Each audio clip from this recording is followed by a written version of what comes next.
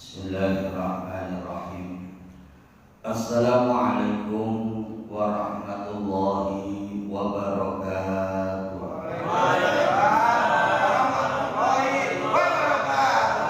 Ya Rabbi bil Mustafa balligh maqasidana waghfir lana ma madha ya wasi'al karami. Ya Rabbi bil Mustafa balligh maqasidana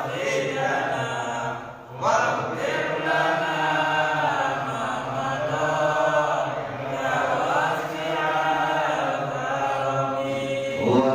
والحبيب الذي ترجى شفاعته لكل حول من الأهوال مقتحم.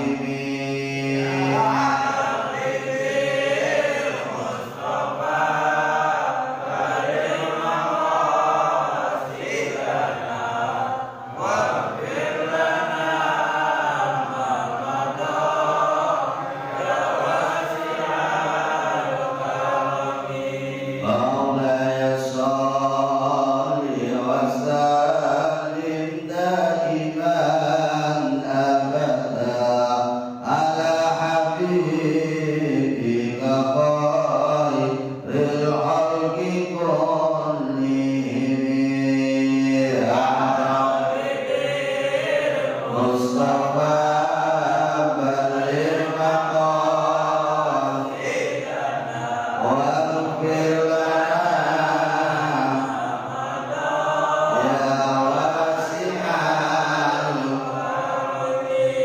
Bismillahirrahmanirrahim. Alhamdulillahi rabbil alamin. Wassalatu wassalamu ala asrafil anbiya'i wal mursalin wa ala alihi wa ashabihi ajmain. Rabbi israh li sadri wa yassir li amri wahlul 'uqdatam min lisani yafqahu qawli. Amma ba'du. Yang saya hormati para alim, para kiai, para asatidz, segenap tokoh masyarakat, wabil khusus Ketua DKM Mushola Darussalam beserta jajaran kepengurusannya.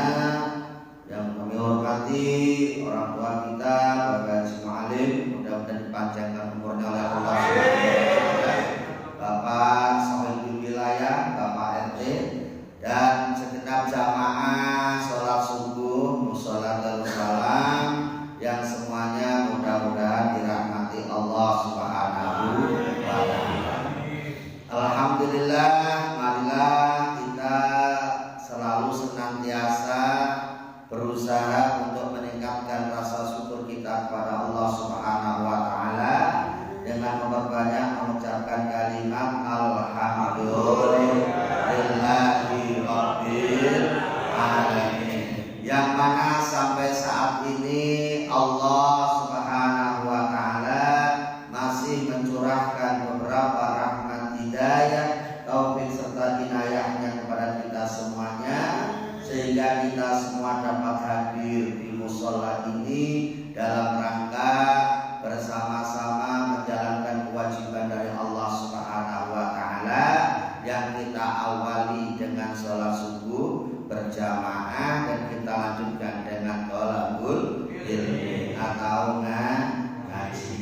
Mudah-mudahan amal ibadah kita pada pagi hari ini dicatat oleh Allah Subhanahu wa ta'ala dan dimasukkan termasuk amal yang mendapatkan ridhonya Allah Subhanahu wa ta'ala. Amin ya rabbal alamin. Para jamaah yang saya hormati, tidak terasa kita sudah memasuki hari yang ke berapa? 20 pas 19 20. Jadi udah pengen cepat selesai aja puasanya. Ya, pengen cepat selesai apa pengen nambah puasanya?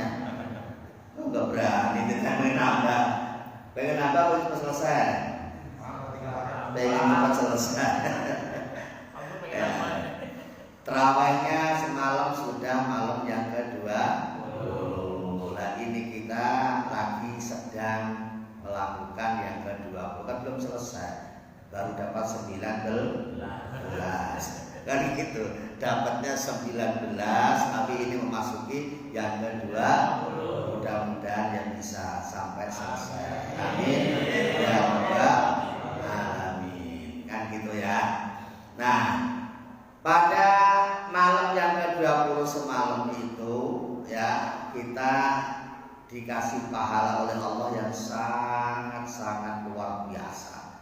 Wa fil lailatul isri, pada malam yang ke-20 apa yang akan kita dapatkan? Yu'ti apa namanya itu, di sawab syuhada wassalihin. Nah, diberikan pahalanya orang yang sama dengan orang yang mati syahid dan orang-orang yang sholih. Jadi kalau semalam nggak terawih begitu. Ada nggak terawih semalam? Ada. Alhamdulillah terawih terus ya. Nah, jadi kalau nggak terawih semalam rugi, karena pahala kita semalam besar banget. Kita dikasih pahala seperti pahalanya orang yang mati syahid dan orang yang soleh. Apa kira-kira balasan orang mati syahid dan orang soleh? Surga. Udah jelas itu ya, surga. Kalau saya tanya nih, bapak-bapak ibu-ibu senang surga enggak?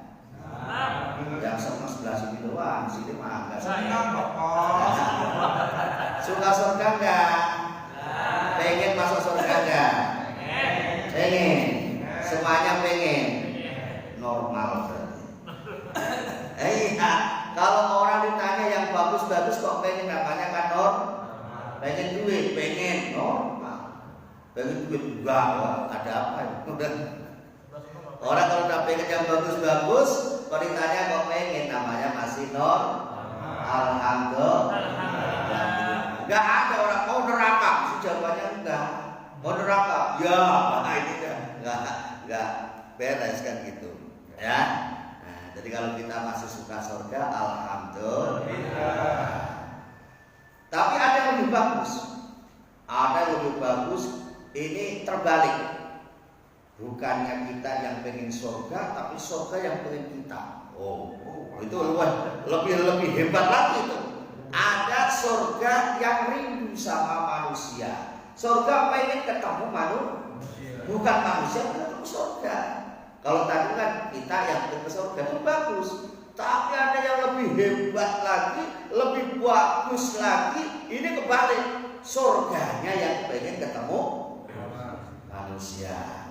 Kira-kira kalau kita masuk yang kelompok ini, kita bangga nggak?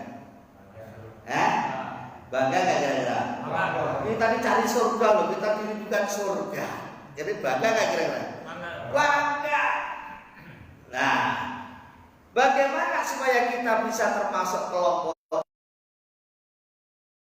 pagi hari ini? Ya, mudah-mudahan kita bisa masuk dalam kelompok ini. Amin. Allahumma amin.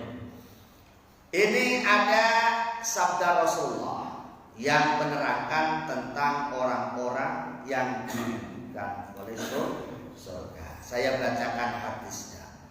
Qala Rasulullah sallallahu alaihi wasallam.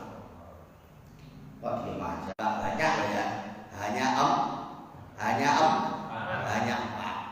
Hanya empat kelompok yang dirindukan surganya Allah Subhanahu wa taala. Jadi kalau kita ingin termasuk orang yang dirindukan surga, ya harus masuk salah satu kelompok ini. Ya, 4 kelompok ini. Syukur-syukur bisa semuanya. Syukur-syukur bisa semuanya. Kalau nggak bisa semuanya, satu saja minimal. Satu saja. Ya, kalau bisa ya semuanya. Kalau ibadah serakah itu boleh, Pak. Ya, kalau ibadah serakah itu boleh. Sholat sunnah misalnya tarawih 23 rakaat ditambah 100 rakaat boleh nggak? Boleh. Serakah, tapi nggak apa-apa. Serakah dalam ibadah. Serakah dalam bentuk ilmu boleh. Ya, serakah dalam bentuk ilmu boleh. Habis subuh ngaji, habis zuhur ngaji, habis asar ngaji, habis maghrib ngaji, bisa boleh serakah untuk ilmu itu boleh, nggak apa-apa. Ya. Tapi kalau serakah dunia ini yang tidak boleh. Itu ya. Jadi serakah itu kalau dalam hal ibadah nggak apa-apa, silakan aja. Ya. Habis sholat tarawih, malam sholat tahajud boleh nggak? Boleh. Boleh. Kebanyakan pahala Pak, namanya serakah, yang lain nggak dibagi, nggak apa-apa. Nggak apa-apa. Ya. Ilmu misalnya kalau dikuasai sendiri, ilmu ini udah bisa, tambah ilmu ini bisa, nggak apa-apa. Namanya dalam ibadah. Tapi kalau gerangsang serakah terhadap dunia, ini yang tidak boleh.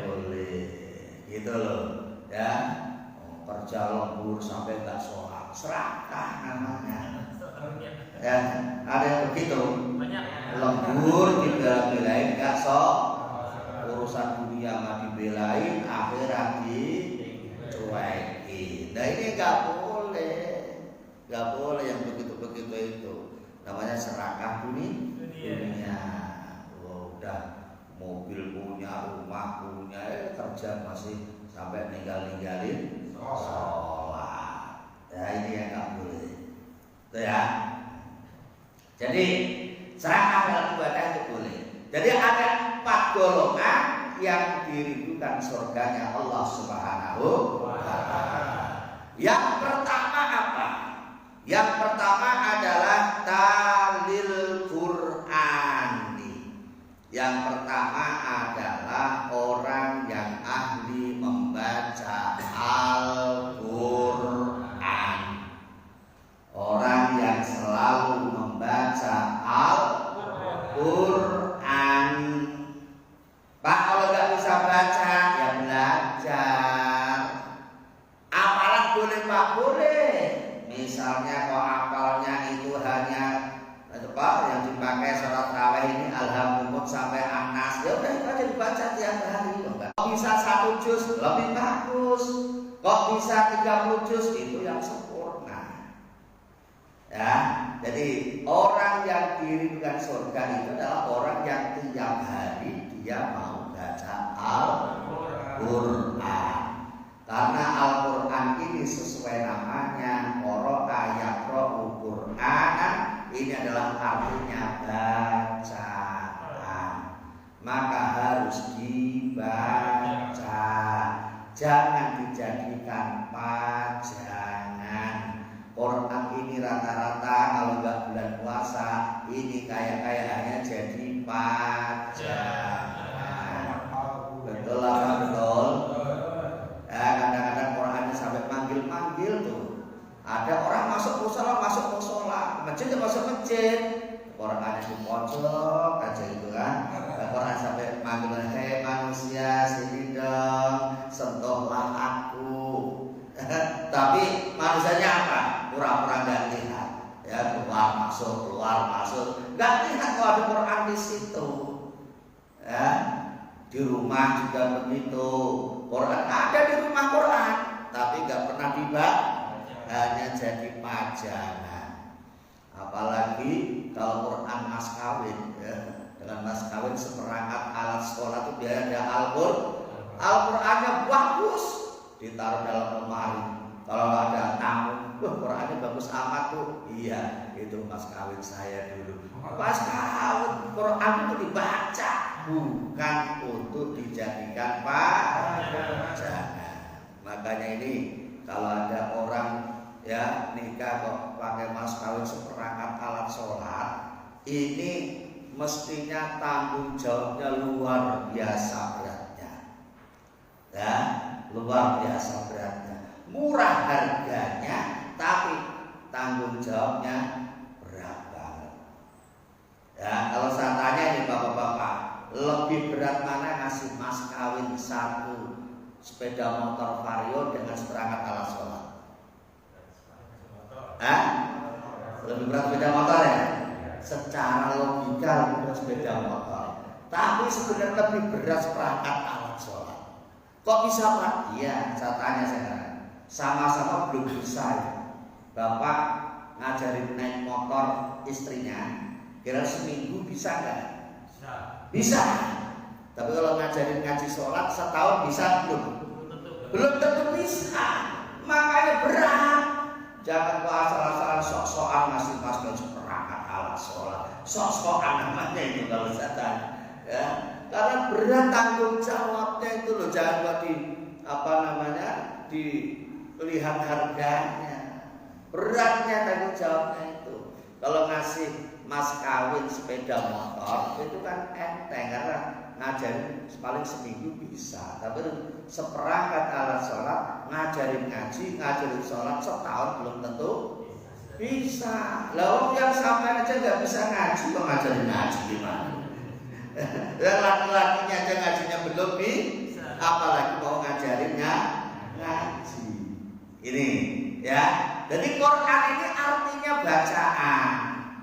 Makanya ini memberikan sebuah isyarat kepada kita bahwa orang Islam ini harus bisa membaca, harus rajin membaca. Itu ya, harus rajin membaca. Karena dengan membaca itu kita akan punya pengetahuan. Kalau nggak pernah baca ya nggak ngerti. Wong saya itu kalau mau ngaji begini baca dulu, Pak. Kalau nggak baca dulu ya apa yang saya sampaikan ya nggak ada yang akan saya sampaikan. Kenapa? Nggak pernah baca. Kan begitu. Orang semakin banyak bacaannya, semakin banyak wawasannya. Makanya dulu Rasulullah ketika pertama kali menerima wahyu adalah Iqra.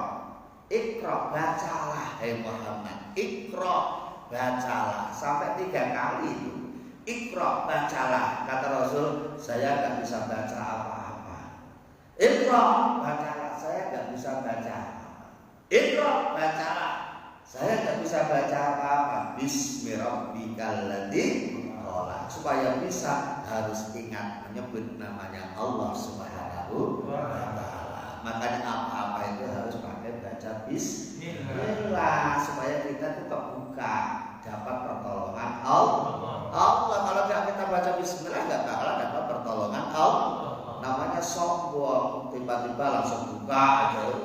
Ya bismillah dulu lah, bismillahirrahmanirrahim. Buka, baru kita buka pemikiran kita, pemahaman kita, hati kita semua dibuka oleh Allah dan siap menerima ilmu-ilmunya Allah Subhanahu wa taala. Begitu. Jadi orang Islam wajib bisa baca. Makanya kalau dulu tuh ketika pemerintahnya Pak Harto itu ada program bebas 3 bebas yang itu loh, program bisa membaca itu apa Pak ceritakan? Bebas buta huruf B3B ya dulu ya. Terang B3B, bebas 3 huruf. Itu kan konsep itu bukan dari Pak Harto, dari dulu, dari Kanjeng Nabi itu sudah ada. Kalau orang Islam itu harus bisa membaca supaya tidak mudah dibodohin. Kenapa kita mudah dibodohin? Karena kurang membaca. Negara Indonesia dulu mudah dijajah. Kenapa? Ya nggak pada sekolah, ya kan? Di sini diadu sama-sama, ya mau. Kenapa? Karena kurang membaca. Seperti sekarang ini, kalau kita kurang membaca juga mudah jadi domba. Orang Islam ditabrakkan sama orang Islam. Kenapa? Kok gampang begitu? Karena kita kurang membaca. Baca itu ya baik secara tersurat maupun secara tersirat. Baik membaca tulisan maupun baca keadaan. Dan sekarang kita kan kadang-kadang mudah diprovokatori. Ngomong-ngomong ras, lalu diadu dan cedek. Orang Islam sama orang Islam mudah diadu domba. Kenapa? Karena kita jarang kurang membaca. Makanya orang Islam ini ya bacanya double. Orang Islam itu kelebihannya bisa membaca dari kanan, bisa membaca dari kalau orang Islam nggak bisa gitu. Ya, bisa membaca dari kanan artinya tulisan Arab, bisa membaca dari kiri tulisan Latin. Coba kalau nggak santri nggak bisa. bisanya hanya dari kiri, kurang lengkap. Orang Islam kanan bisa, kiri bisa. Jadi kalau belum bisa dari kanan, jangan ngaku orang Islam dulu. Terus baca Quran, gitu ya, nggak bisa. Ya. Ini kalau pengen ngaku orang Islam ya harus bisa baca dari kanan, minimal ya baca Qurannya lah lancar, kan gitu, ya kan? Nggak usah kita beginilah, nggak usah kita kayak saya baca begini, yang nggak ada harokatnya, nggak usah bulu-bulu begitu. Penting Quran aja, Quran bacanya lah lancar, ngerti tajwidnya, bacanya bener, itu aja udah bagus, ya, udah bagus. Jadi kalau saat ini kok ada yang belum bisa baca dari kanan, harus berusaha supaya bisa baca dari kanan, kan gitu. Kalau dari kiri semuanya pasti bisa. Kalau dari kiri semuanya pasti bisa, saya percaya. Kalau dari kiri semuanya pasti bisa. Coba kalau dari kanan mungkin ada yang belum bisa. Maka harus dikejar tuh belajarnya. Jangan mau, nggak apa-apa. Kalau di sana-sana ada TPA, Taman Pendidikan Al-Quran atau TPQ, Taman Pendidikan Al-Quran untuk anak-anak. Nah, di Mushola Darussalam ini kalau bisa diadain TPQ Manula, Taman Pendidikan Al-Quran Manusia Lanjut Usia. Ya dari mana? Dari Iqra juga nggak apa-apa. Ustadznya ada, pada hariannya siap. Nggak usah jauh-jauh. Kalau manggil ustadz yang jauh-jauh nanti ya kelamaan nunggu ustadznya, yang deket-deket aja. Tiap ngaji hariannya ada, mingguannya ada, bulanannya ada, tahunannya ada. Itu namanya kan musholanya makin jaya, kegiatannya makin makmur. Tuh. Nah, hikmahnya apa orang baca Quran itu? Orang baca Quran itu hikmahnya sangat luar biasa.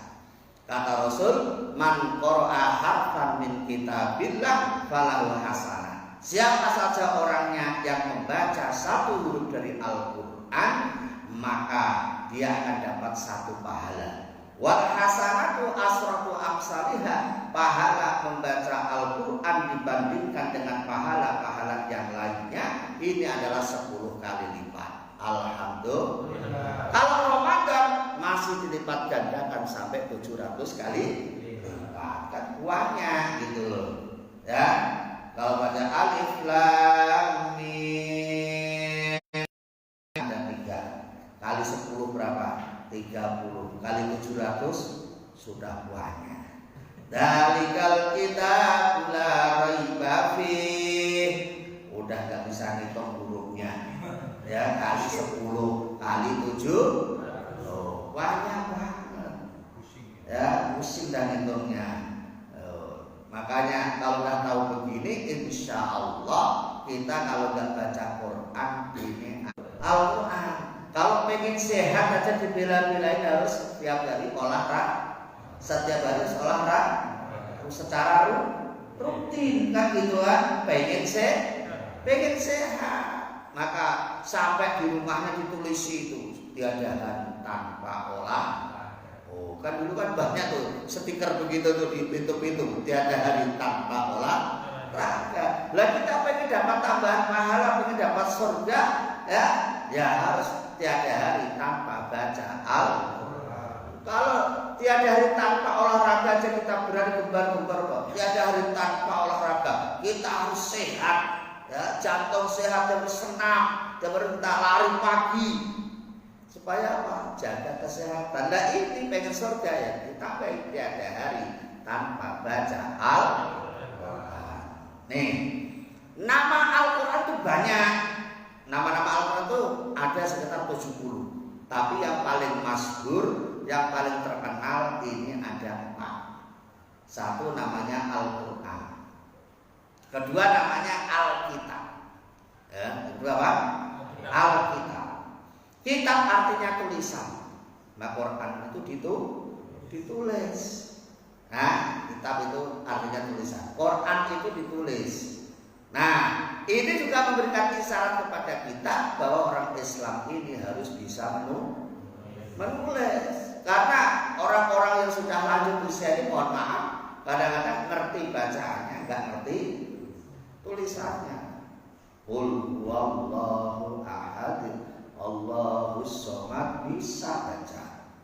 Coba Mbah tulis, coba Pak tulis, nggak ngerti tulisannya kayak apa, bentuknya juga nggak ngerti.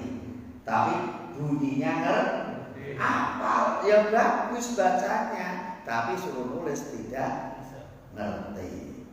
Nah, maka orang Islam itu harus bisa nulis. Nulis orang Islam ya harus bisa nulis dari kanan, bisa nulis dari kiri. Nah, hebat kan orang Islam itu. Jadi bisa nulis dari kanan, bisa nulis dari kiri. Kalau nulis dari kiri mungkin banyak yang bisa. Tapi kalau nulis dari kanan, ya ini yang perlu dipertanyakan. Satu musola ini paling yang bisa itu hanya berapa orang saja. Kenapa? Karena memang dulunya tidak pernah belajar nulis dari kanan, kan gitu. Ya, udah gak usah susah, gak usah yang aneh-aneh lah. Coba tuliskan surat Al-Fatihah mulai Bismillahirrahmanirrahim sampai Waladhdallin. Nah ini kalau dikasih pulpen sama buku begitu, kalau saya suruh tulis satu-satu, ya mungkin ya yang bisa 100% itu ya paling hanya berapa orang aja. Mungkin kalau saya teliti nanti story itu dinilai kayak orang sama anak sekolah itu mungkin malah banyak yang tidak bisa. Nah ini kekurangan kita. Kalau orang Islam itu sudah bisa baca, bisa tulis, namanya orang pinter, bisa menguasai segalanya. Ya, tulis dari kanan bisa, tulis dari kiri bisa, baca dari kanan bisa, baca dari kiri bisa. Nah, maka ini yang sempurna tuh di situ. Orang Islam tuh pikirannya selalu panjang, selalu double. Maka berdoa aja, kalau berdoa pengennya double, minta Rabbana atina fid dunya hasanah wa fil akhirati hasanah wa qina, kan serakah banget. Kan serakah banget, enggak apa-apa, doa serakah itu enggak apa-apa. Ya Allah, aku minta pada Engkau sejahterakan kami di dunia dan minta keselamatan di akhir, selamatkan kami dari api neraka. Oh, itu kan namanya doa boleh-boleh aja. Tapi ya jangan hanya sekedar berdoa, harus ikhtiar. Ini kan kadang-kadang kita doa aja nggak mau ikhtiar. Rabbana atina fid dunya hasanah, ya Allah sejahterakan kami mohon kesejahteraan dunia, tapi kerjanya males. Ya gimana bisa sejahtera kerjanya males? Orang bekerja dia malah tidur. Orang istirahat dia begadang malamnya. Itu gimana sejahtera? Wong dia kerjanya tidak semangat. Ikhtiar itu wajib, doa juga wajib. Jadi ikhtiar ya baru tawakal, gitu loh. Jangan tawakal tanpa ikhtiar, pasrah aja. Aku pasrah, kalau Allah ngasih juga nanti juga dapat saya, kalau nggak ngasih ya enggak. Ikhtiarnya enggak kerja, kalau Allah ngasih makan dan makan, itu terlalu yakin namanya. Terlalu yakin. Kalau kita ini nggak mau kerja duniawi, dia harus kerja ukhrawi. Kalau kayak orang yang kita lihat ada orang-orang khusus begitu kan, kayak kiai-kiai yang sudah ya makomnya makom tinggi begitu kan, kadang-kadang kerjanya enggak tapi mobilnya mewah, rumahnya mewah, bagus. Itu bukan berarti beliau enggak kerja, cuma kerjanya lain daripada yang lain. Enggak kerja di pabrik tapi kan wiridannya enggak pernah putus. Ya kan? Wiridannya enggak pernah putus. Siang malam dia wiridan. Lah kita kerja kagak, wirid kagak, pengen sukses. Ya nggak bisa begitu itu. Ya, nah kayak ini harus kita pahami bahwa kita sebagai orang Islam harus bisa menulis. Yang ketiga ada namanya Al-Furqan, Al-Huda dulu, Al-Huda. Yang ketiga ada Al-Huda. Al-Huda artinya petunjuk. Orang itu kalau sudah bisa baca, bisa tulis, mesti ngerti petunjuk. Kita mau arahnya kemana ini? Kita bingung mau ke Jawa itu lewatnya mana? Oh ada petunjuk, ada rambu-rambu. Oh ke sana arahnya Bandung, sana arahnya Cikampek, sana sesuai petunjuk itu. Kenapa kita bisa memakai petunjuk? Karena kita bisa membaca. Quran kan itu kan petunjuk, hudal lil muttaqin, petunjuknya orang yang bertakwa. Nah, bagaimana kita menggunakan kalau kita nggak bisa baca Quran? Ya nggak bisa menggunakan petunjuk Al-Quran. Kan gitu. Orang yang muttaqin tandanya apa? Banyak. Ada alladzina yu'minuna bil ghaib wa yuqimunas shalah wa mimma razaqnahum yunfiqun. Itu petunjuk-petunjuk semua yang harus kita ikuti. Kalau kita nggak ikuti itu ya kita nggak bakal jadi orang muttaqin, nggak bakal jadi orang yang bertakwa kepada Allah Subhanahu wa Ta'ala. Kan begitu. Kita bisa pakai Quran jadi petunjuk karena kita bisa membaca. Itu, ya kan? Nah, yang keempat Al-Furqan. Al-Furqan artinya pembeda. Kalau kita bisa menggunakan petunjuk itu, maka kita bisa membedakan, tidak akan tersesat. Kenapa kita kadang-kadang bingung tersesat? Karena kita tidak bisa membedakan. Kan begitu. Jangan, kan udah jelas arahnya, ke sana arahnya sini, ya. Ke kanan arahnya ke surga, ke kiri arahnya ke neraka. Lah kita tinggal pilih yang mana? Kok kita bingung? Berarti kita belum bisa menggunakan petunjuk itu. Karena jelas arahnya, ke kanan surga, ke kiri neraka. Udah jelas, kita pilih yang mana? Kalau kita pilih ke neraka, ya berarti jatuhnya di neraka. Ya, ada petunjuk yang bagus, pilihnya petunjuk yang tidak bagus. GPS-nya itu menyesatkan itu. GPS-nya menyesatkan. Kalau kita kadang-kadang percaya sama Google Map itu kan ya apa Google Map itu kan ya sebuah ciptaan manusia. Kita kadang percaya nama Google Map, kita kalau nggak tahu jalan kan Google Map itu. Kita kan percaya 100% sama Google Map Anda.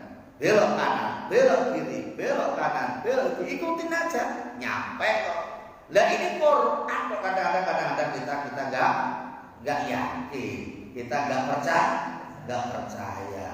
Aku gimana? Quran itu langsung firmannya Allah. Google Map hanya ciptaan manusia.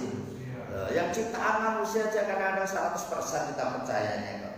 Coba kalau sampai nggak percaya 100% Google Map, bisa nyasar kemana-mana kalau nggak tahu. Ya kan, belok kanan, belok kiri, udah diikuti terus. Tapi kadang-kadang Google Map itu juga salah. Kenapa? Karena ciptaan manusia. Ini udah kita ikuti juga nyampe. Namanya ciptaan manusia. Kalau ada salahnya ya wajar.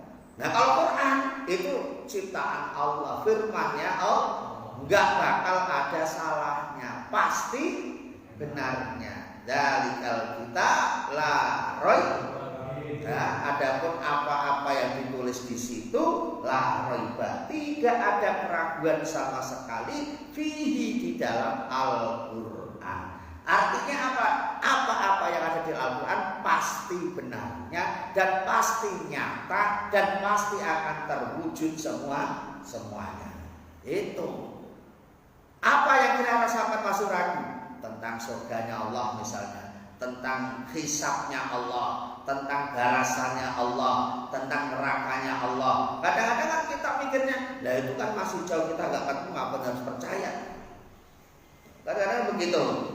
Makanya Allah katakan alladzina yu'minuna bil ghaib. Orang yang bertakwa itu harus percaya dengan sesuatu yang gaib.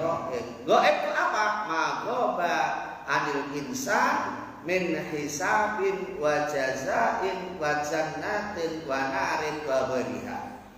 Apa-apa yang tidak bisa dilihat oleh manusia, ya contohnya kayak apa? Hisabnya Allah, balasannya Allah, surganya Allah, nerakanya Allah. Ini saat ini belum bisa kita lihat, tapi pasti suatu saat akan kita temu. Ya, syarat untuk ketemu ya mati dulu. Itu ya silakan mati. Kalau udah mati nggak ketemu, nanti kamu bisa balik lagi, bisa marahin sama orang yang ngomongin kamu bohong. Kamu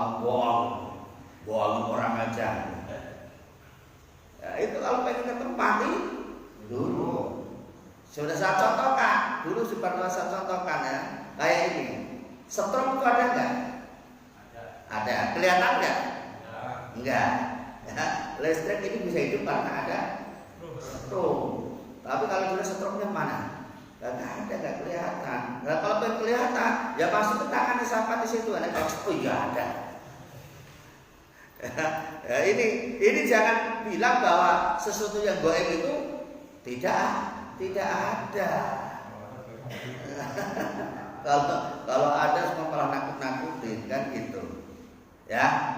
Nah, jadi inilah hebatnya Al-Qur'an. Gitu.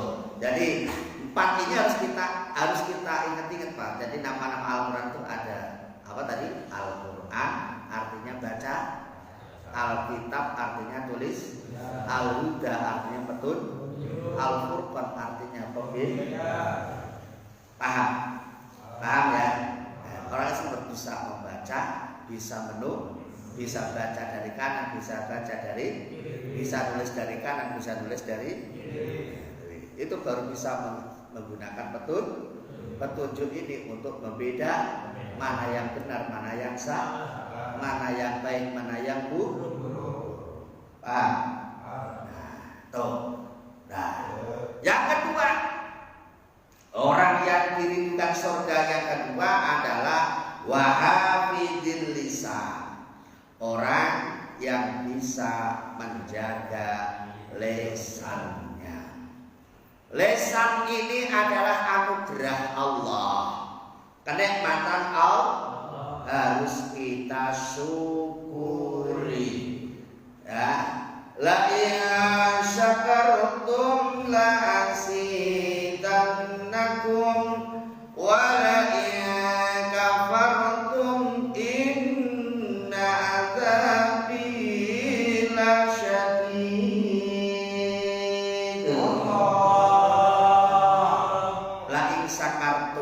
Jika kalian mau mensyukuri nikmat-nikmat yang telah diberikan kepada Allah, la azidannakum, kata Allah pasti akan aku tambah. Termasuk anggota badan ini semuanya adalah kenikmatan yang diberikan Allah, yang mana Allah memberikan kepada kita ini tidak minta balasan apapun. Ya, kita dikasih kedua mata kita bisa melihat, Allah nggak minta balasan. Kita dikasih kedua telinga kita normal bisa mendengarkan, Allah juga nggak minta balasan. Kalau Allah minta balasan, nggak bakal kuat kita, nggak bakalan kuat. Coba donor mata satu aja berapa harganya? Satu. Ya satu Pak, M kalenda, ya kan? Nah cari uang M itu kira-kira berapa bulan? Sampai 10 sampai 30 tahun nggak ketemu. Ya. Ini baru mata satu, mata dua, kuping dibikin budak, beli alat pendengar berapa harganya? Mahal. Allah gak minta balasan semuanya itu. Lisan dibikin gak bisa bicara, bisu. Nah, gimana kira-kira? Nikmat gak hidup kita? Gak nikmat. Pengen ngopi aja ke teman-teman yang ngopi, gak nikmat sama sekali. Makanya lisan ini adalah anugerah dari Allah yang harus kita syukuri. Nah, bagaimana cara mensyukuri lisan? Hindarkan lisan ini dari perbuatan-perbuatan yang maksiat yang disebabkan dari lisan. Apa contohnya? Ya kayak memuji, ngomongin kejelekan orang. Pernah begitu Pak? Alhamdulillah. Di puasa-puasa loh saya tanya, pernah gak? Ini puasa-puasa saya tanya, pernah gak ngomongin kejelekan orang? Kalau pernah itu hanya sekali, kalau sering itu kan enak ngomongnya kan gitu kan. Nah, ngomongin kejelekan orang lain, apalagi jadi provokator, sering ngadu sana ngadu sini, itu namanya maksiatnya lisan. Itu jangan kita biasakan. Kalau misalnya kita lagi jago, kok ada yang mancing-mancing arah ke sana, tepuk aja dadanya. Akhi, saudaraku, ingat, lisan kita ini bukan untuk ngomongin kejahatan orang. Ada orang lain berbuat begitu, itu urusannya orang lain sama Allah. Jangan kadang-kadang kita ini bisa ngomongin kejelekan orang lain, kejelekan kita sendiri belum tentu kita bisa ngomong. Bisa marahin orang lain, kadang-kadang marahin sendiri tidak bisa menyalahkan orang lain, kadang-kadang menyalahkan sendiri tidak bisa. Kan gitu. Makanya kadang-kadang itu isyarat yang diberikan itu kadang-kadang pas tuh, Pak. Wah, kamu salah, kamu nggak pas, kamu nggak bener. Kesalahannya berapa? Kesalahannya berapa? Ini berapa ini? 1. Baliknya berapa yang balik? 4. Artinya apa? Kesalahan kita justru lebih besar daripada kesalahan orang lain. Maka berusaha begitu. Jangan gajah di yang apa tuh yang berbahasa itu Pak Guru, gajah di mata tidak kelihatan seperti seberang lautan. Itu apa artinya? Kesalahan orang lain sekecil apapun bisa nampak, tapi kesalahan kita sebesar apapun kadang-kadang kita tidak melihat. Itu tadi begini nih ya, kesananya 1, baliknya 4. Harus sadar itu ya. Makanya lisan ini harus kita jaga. Untuk menjaga itu ada pepatah Arab mengatakan salamatul insan fi hifdzil lisan. Selamatnya manusia tergantung dalam menjaga lisannya. Makanya ya, ini harus kita benar-benar kita pegang. Orang-orang Betawi mengatakan mulutmu harimau. Oh, itu. Mulutmu harimau. Jadi kita terhormat ya gara-gara bisa jaga lisan, kita celaka ya gara-gara kita tidak bisa jaga lisan. Untuk itu supaya lisan kita ini terjaga, tentunya harus dikasih kesibukan.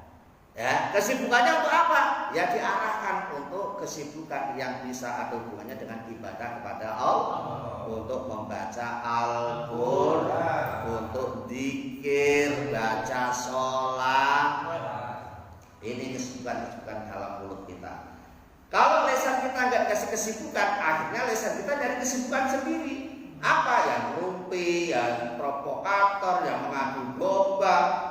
Karena apa? Karena mulut kita nggak dikasih kesibukan. Makanya dia cari kesibukan sendiri. Paham ya? Paham ya? Wahafidil lisan. Yang ketiga, orang yang di lingkungan surga yang ketiga adalah wabut imil ji'ah, yaitu orang yang mau memberi makan kepada orang yang kelaparan. Termasuk orang yang ngasih takjil puasa, itu termasuk wabut imil ji'ah.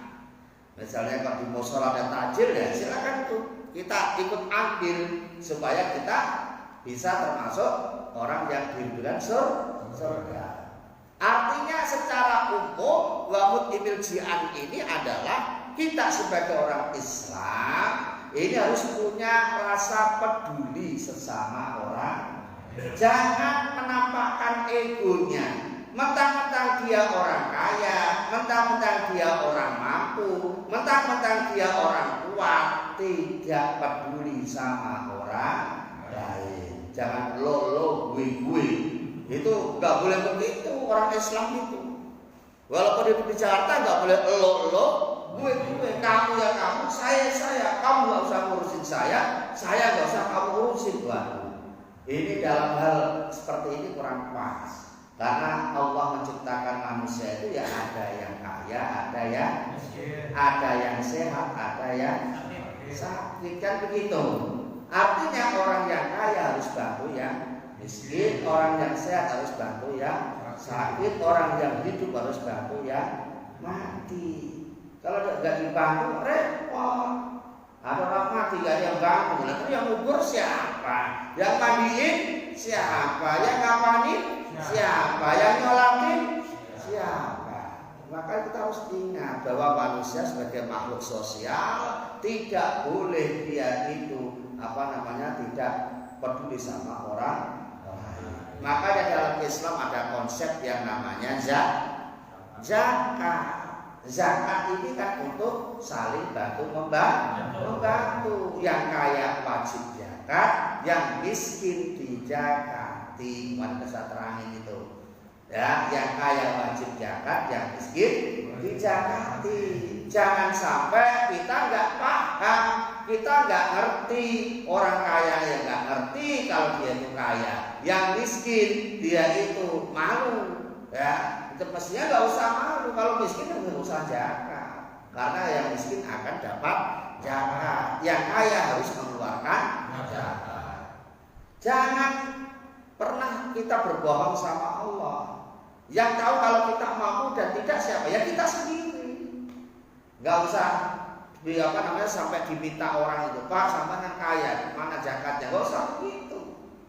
Kalau kita ini pengen jadi orang yang benar, ya harus lihat kita ini mampu apa tidak. Yang tahu adalah kita sendiri. Hitung semua hartanya berapa? 1M, potong 2,5%. Ya, keluarin. Berarti berapa itu? 250 juta. Yang 910 juta itu hak sampean. Yang 20 juta keluarkan. Harus dikeluarkan karena itu penyakit. Kalau sampai tidak dikeluarkan, nanti kalau Allah sudah menurunkan semua penyakit kepada kita, jangan salahkan Allah. Karena apa? Karena kita berhitung sama Allah, maka Allah juga akan berhitung sama kita. Gitu ya. Jadi babut ibil syi'an. Ini artinya kita harus rajin sedekah. Ya, sedekah dalam Islam ada dua, ada yang wajib, ada yang sunnah. Sedekah wajib namanya zakat, sedekah sunnah namanya infak. Infak macam-macam, ada santunan. Santunan maksudnya infak tuh. Santunan yatim piatu maksudnya infak. Jangan salah menasarufkan zakat. Kadang-kadang zakat dikasih anak yatim. Oh, enggak boleh. Zakat saya kasih sama anak yatim, enggak ada urusannya. Coba sombong naik ojek, enggak nyambung jaket itu. Zakat kasih sama anak yatim, enggak boleh. Anak yatim namanya santunan. Itu. Zakat ke siapa? Kasih janda-janda. Oh, enggak boleh. Janda menerima zakat. Enggak boleh. Janda namanya santunan. Ya. Karena harus jelas. Anak yatim walaupun kaya enggak apa-apa disantuni boleh. Janda walaupun kaya dapat santunan boleh. Tapi kalau dapat zakat tidak boleh. Harus jujur. Yang janda kaya kasih zakat diterima, namanya enggak jujur. Ya, namanya tidak jujur. Kalau nggak jujur, nggak berkah. Udah nggak berkah itu. Ya, maka ini harus pas. Zakat itu fakir, miskin, amil, apalagi malak, rikob, gharib, sabilillah, ibnu sabil. Nggak ada yatim, nggak ada janda di situ. Awas, panitia asal jangan salah ngasih nanti. Nah, kasih. Kalau ngasih janda, jangan atas bercanda, atas namanya fakir, miskin. Kebetulan dia janda. Nah, gitu loh. Jangan, oh itu janda kasih. Ntar dulu janda perhiasannya aja dari tangannya dari bawah sampai atas penuh ya kasih zakat. Awas, yang tanggung jawab panitia begitu. Jangan asal-asal. Memangnya terus ada stiker menerima zakat fitrah, mau jadi panitia tuh enteng, berat. Enak aja. Ini kalau nggak ditegesin begini, asal-asalan ngasihnya. Apa prinsipnya? Yang penting sudah saya tasarufkan, yang penting sudah saya kasihkan, yang penting beras di musola malam takbir habis. Ini mah asal-asalan. Main-main sama hukumnya Allah. Gitu kan. Jangan main-main. Ini jangan salah ini. Kalau santunan bebas. Anak yatim boleh disantuni. Kan anaknya orang kaya, enggak apa-apa. Pahala. Kata Rasul, ana wa kafirul yatim fil jannah. Saya dengan orang yatim, anak yatim, orang-orang yang mengurusan yatim besok di surga berdampingan. Boleh enggak apa-apa. Janda kalau santunan boleh, walaupun kaya enggak apa-apa. Tapi kalau zakat tidak boleh. Paham ya? Nih, wamut inil ji'an. Orang yang mau sedekah, tangan di atas lebih daripada tangan di bawah. Nah, yang keempat, wasa'imina fi syahri Ramadan. Yang keempat, orang yang diridhokan surga adalah orang yang mau puasa di bulan Ramadan. Seperti kita ini, alhamdulillah. Ya, orang yang puasa di bulan Ramadan. Tapi puasanya orang yang bagaimana?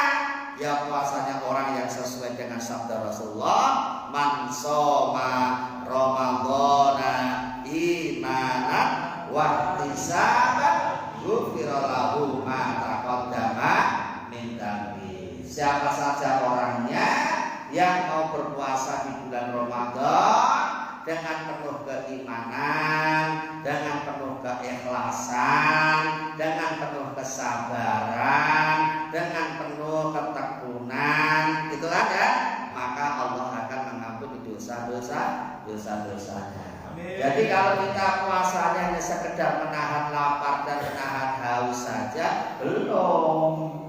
Ya, kita puasa ini tidak sekedar menahan lapar, tidak saja menahan haus, tetapi yang lebih penting adalah menahan hawa nafsu. Ini yang paling penting, karena semua ini kan nafsu semua, ya nafsu semua. Kita punya mata, kadang-kadang nafsunya melihat sesuatu yang tidak dibenarkan, kan gitu. Ya, mata kita ini untuk lihat Quran sama untuk lihat HP banyakkan mana? Untuk mata kita untuk baca Quran sama untuk baca WA banyakkan mana? Hei, banyakkan mana? Banyakkan WA, ya kan? Mata kita untuk baca Quran dengan nonton TV banyakkan mana? Nonton TV. Ya ini. Kalau puasa kok kita los, ya puasa kita ya gak ada bedanya. Kita hanya dapat lapar dan dapat haus saja. Kalau sekedar nahan lapar dan haus, ayam juga bisa. Iya kan? Ayam juga bisa. Gak percaya? Lihat aja tuh. Ayam kalau lagi angkrem, tahu angkrem? Ya, ngerem itu selama 21 hari. Oh dia nggak makan nggak minum, nggak makan, nggak minum, nggak ngapa-ngapain, ya dikir itu sama Allah, ya berapa gitu kan? Dikir itu ayam aja begitu, apalagi manusia. Katanya manusia ini lebih mulia daripada hewan. Makanya kalau ada puasa ini supaya sabar, menahan lapar, yang menahan haus, menahan nafsu. Ya, telinga kita. Ya, telinga kita suruh dengerin ngaji sejam gimana? Gelisah. Enggak selesai lama amat ini ngajinya. Betul apa betul? Coba nongkrong di depan ngobrol 2 jam. Wah enggak terasa, udah di sore ya. Ini kalau untuk dengerin pengajian sejam aja, gelisahnya luar biasa.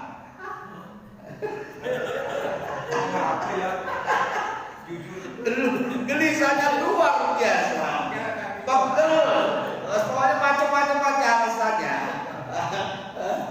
Memang sengaja saya lihat ini. Nah kalau penting bokongnya belum geser kanan, belum geser ini, belum setor. Tapi kalau udah pada gelisah geser kanan, geser kiri.